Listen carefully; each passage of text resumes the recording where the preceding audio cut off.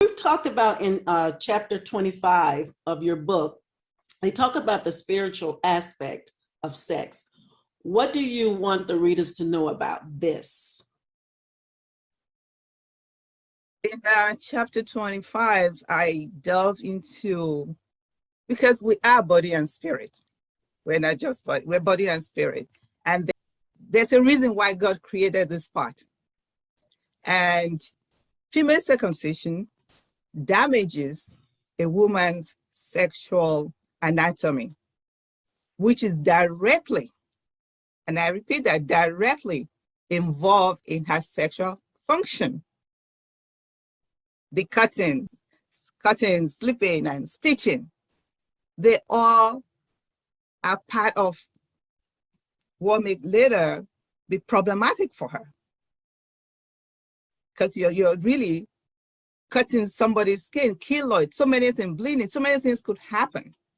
And in sexually, what could happen, the problems that could happen could be lack of sexual desires.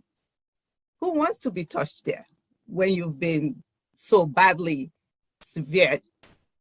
And lack of lubrication, because that place is, all those things were put for a reason. Now it's been taken off. Lack of lubrication, painful penetration, pain during sex. Then you have little or no orgasm. The question is, are these resultant things that happen to female during circumcision, after circumcision, are this part of God's plan when he created sexual intercourse between man and woman? Yes, God created sexual intercourse. We didn't. There has to be a reason why all those parts are together. So to answer that question, I have to borrow a leaf from what Jesus said when he was asked about the relationship between man and woman. He answered his audience by referring them to the Bible, and he said, how was the relationship in the beginning? So I'm going to take us back to Genesis in the Bible to look at the relationship between man and woman in the beginning. From there, we'll now walk to circumcision. So we all know in Genesis that the man was alone and there was no companion, and God put him to sleep, cut out his side, took out his rib, and created the woman. When he was done, he closed up the man and presented the woman to the man. And he was so joyous. And I would say Adam, the name of the man then, wrote the first love song that we all know. Bone of my bone, flesh of my flesh. To me, that was a love song that, wow, look at this beauty that God has created for me. He was excited receiving this person, the only one who could think like him, reason with him, walk with him, the only one that could be the suitable partner. And I'm sure God himself was happy. The woman is the height of God's creative excellence. Why do I say that? He took his time. He took his time. I have a picture here of the woman's body, if you can see that. He delicately put her together because of the role she will play in procreation, mind you. The hips, the uterus, and all the way to her vagina. Everything was delicately created by God. For what purpose? She was being created. Even Adam called her Eve because she was going to be the mother of all.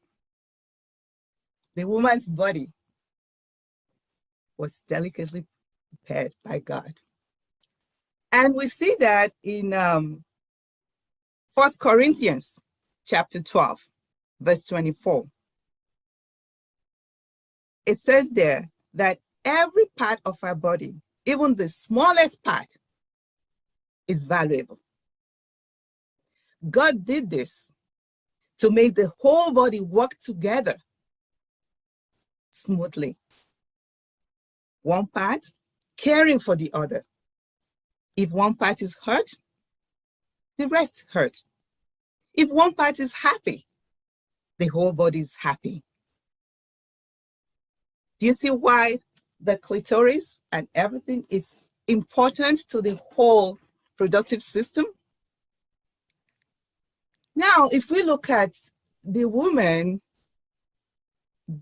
after the sin in the garden, when she gave the apple to Adam, the woman had two curses. God cursed her with two things. One, she would have difficult childbirth. Two, she will have a desire for her husband. Let's focus on that desire for a minute. When we desire something, it's because we find pleasure in it. If we want ice cream, it's because it will make us feel good. If we decide to eat Oreo cookie, it's because it makes us feel good. Beer, wine, whatever it is, it makes us feel good. So if God is not telling Eve she's going to desire, it's safe to conclude that God is expecting that she'll have pleasure with her husband. Female circumcision completely negates that, saying that the woman shouldn't have pleasure. That is not of God. I don't even see the God that I serve making sex painful. Like I said earlier, she could have pain during intercourse, painful penetration, no lubrication, all that for something that God has prepared her for. Female circumcision just breaks that all down. And then I want to explain further that it is more so very problematic for men, because we always concentrate on the woman, but how about the man? How do you think a man will feel if every time he lays with his wife, she's in pain? Either penetration is painful, during intercourse, she's in pain. A loving man will feel it.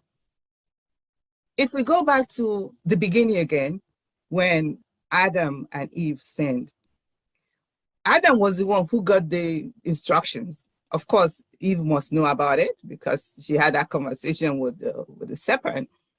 Adam came and said, we weren't supposed to eat this. But she already did.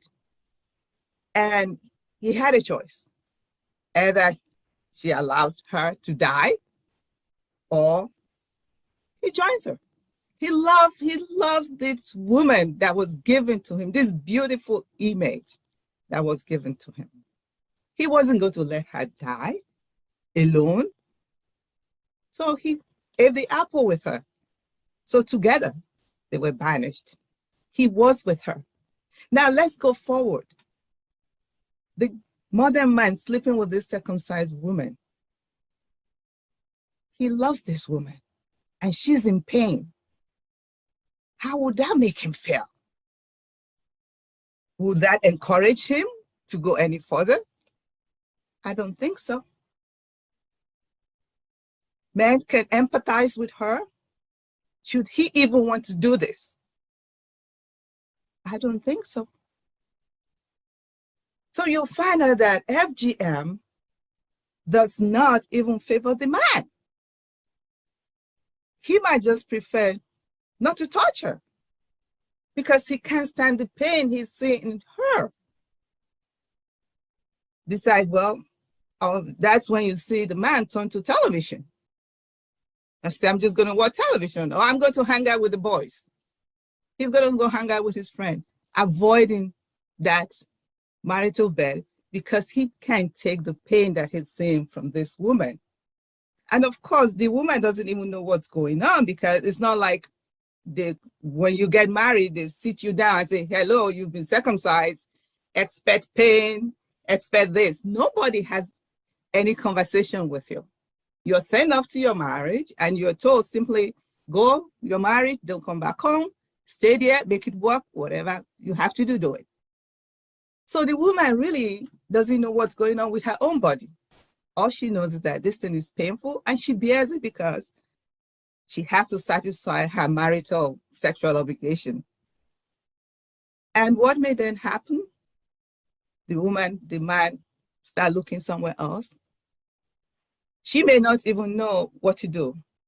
In a place like Nigeria, she might end up going from church to church and telling pastors, my husband doesn't love me, I don't know what I did, I don't know what I cook well, I did this well, my husband does. Then the pastor will start casting out demons and start casting demons upon demons. Whereas the demon was the circumcision that was done to her years ago. But who is going to have this conversation? Can a man even tell that to anyone? Who would he tell? So there's confusion and just sadness in there. The other thing that could happen is what I call passivity. A woman who doesn't feel anything, no orgasm, no lubrication, nothing, she might very well just go lay with him because it's her obligation. How does it feel for a man when you continuously sleep with this woman and no participation? This is the place where the two shall be one and they join together. They're supposed to have fun together, enjoy each other's body. And the man is left alone to do all the work, and she's just passive. That can kill a man's spirit, because a man wants her to be involved. And if he continues with it, it's almost like he's using her for his pleasure. It is using her because he's having pleasure and she's not. That amounts to selfishness. And selfishness is a spiritual desolation. The spirit will not be happy. There's something missing. There's a big bulk of emotion they're missing. They may not be able to explain it, what's going on. Again, it might lead to spousal abuse because spiritual desolation is dangerous. When the spirit is not happy, it's dangerous. The mind might resort to spousal abuse. Oh, you didn't do this because the soup wasn't well cooked or the potato wasn't well mashed, some crazy reason. But the real problem is the spirit is unhappy. And if that doesn't work, he could turn to infidelity. He goes out to look for somebody who will at least participate in bed, make it fun, and eventually, possibly, break up of a marriage. Now tell me, is this God's plan? No, no. So female circumcision, when you look at it sexually, from that sexual angle, it works against God's purpose for making sexual intercourse. Rather, instead of joining, bringing people together, it pulls them apart. It needs to go. I'm not saying that is the only reason why you have disharmony in relationship. There could be other reasons. But if this alone, it's like 1 or 2% that causing problem in a marriage, that is 1% too big. It needs to go. We need to protect the family. We need to protect our womanhood. what God has put together excellently. When he created this woman, I forget to add that. The woman was created on the sixth day. Because after the creation of woman, God on the seventh day rested. He was done with creation. The woman was the masterpiece. There was no need to create another. Yes. God's masterpiece. And someone get in their head that they should butcher her up. Something is very wrong. I don't know who started it. I don't know. I don't even want to know why, but it's really spiritually wrong. Yes. It goes against God's design for sexual contact. There are 200 million women worldwide. If 5 million women get together, and husbands or significant others of those 5 million women get together with them, and friends of those 5 million women get together, and acquaintances and those well-wishers get together, and we say, this must end. We don't have to work in silos. There's power in numbers. We work together, go to every nook and corner, go to every village, bringing awareness and educating people, both men and women, because this is not a female issue alone, like I just said earlier. This could be a marriage breaker. Let's go in there in numbers and bring awareness to everyone. This circumcision thing we're talking about will be completely erased within a few years if we all get together.